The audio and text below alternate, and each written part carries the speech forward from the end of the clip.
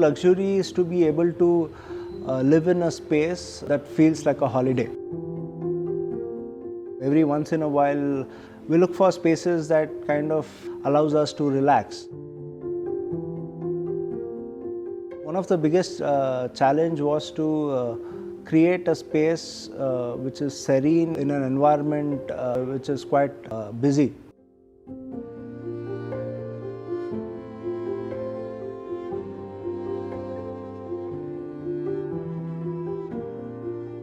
Hello everyone, I am Vishwas Venkat, Principal Architect and Founding Partner at Crest.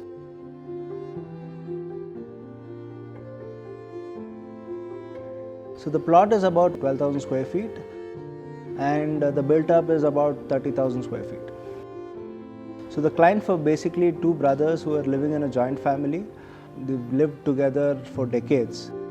So they wanted bigger spaces and the requirement grew.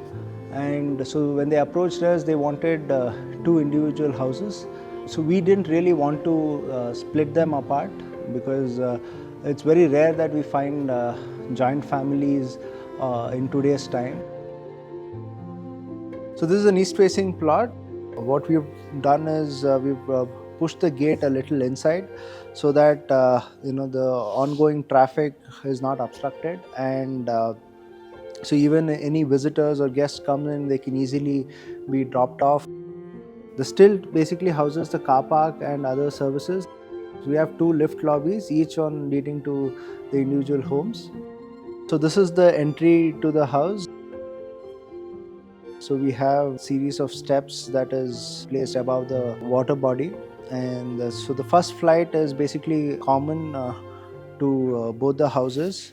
And then there's a mid landing, and then one flight leads to the elder brother's house and the other flight leads to the younger brother's house. So coming to the ground floor, this is basically the double height entry. So as soon as you enter the main door, you're welcomed by a formal living space, and there's a nice concrete wall that is basically supporting the swimming pool above. And puja room is again has a very interesting detail wherein there are freestanding walls happening on either sides. That kind of becomes a sculptural element by itself. So as you come into the dining space, you have another sculptural element of the powder room and hand wash, which kind of separates the dining from the kitchen. So we have a 8 feet cantilever mirror, which is completely suspended from the wall on the side. And then as you continue further, so we have the informal living of this house, which faces the informal living of the other house. And it is strategically positioned such that the connectivity is always built. A very interesting feature here is the staircase. Staircase is basically inspired by the spine, the vertebra. Another main feature here is this floating floor that's basically suspended from the top. The reason we've done that is to ensure that there is ample space without any obstruction. So this is the grandmother's room. So the grandmother's room we've detailed out in such a way that even when she is lying on the bed, she has an uninterrupted view of the landscape. So we have an interesting floating wall detailed out with a glass opening below.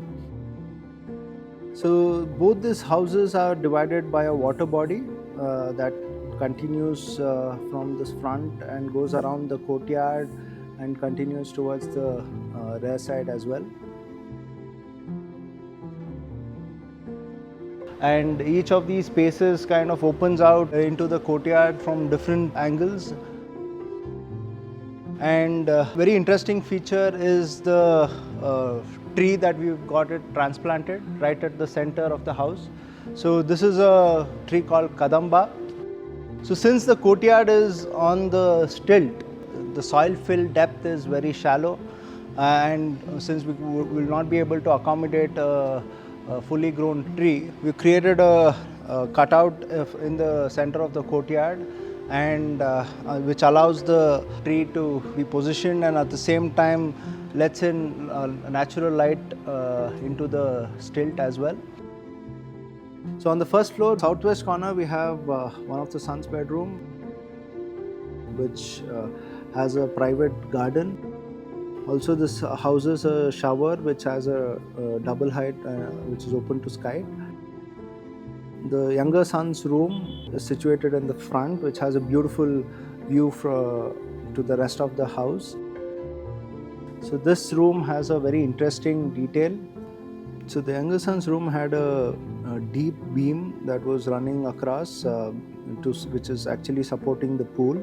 So if we had done a normal flat fall ceiling, it would reduce the overall volume. So we came up with a interesting detail which kind of looks like a wave, so that kind of covers the beam and yet retains the volume of the space. Coming to the younger brother's house, which is on the eastern side of the property. So here what we've tried to do is we've kept the formal living away from the rest of the informal spaces, such that it gives a sense of privacy, but yet we also ensured that the formal living also opens out to the courtyard and has a view of that. So again, an interesting feature of this space is the puja room, which is basically a floating puja. The informal living and the dining and kitchen is stacked linearly, such that the whole space is experienced together. Here we have a 18-foot high sliding door which completely opens out, and the courtyard can be experienced while sitting in the informal living as well.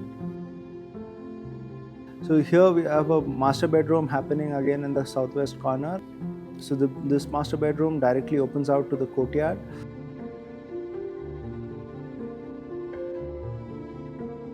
The backdrop of the staircase is the wall that is splitting apart, and the staircase is basically trying to stitch it together.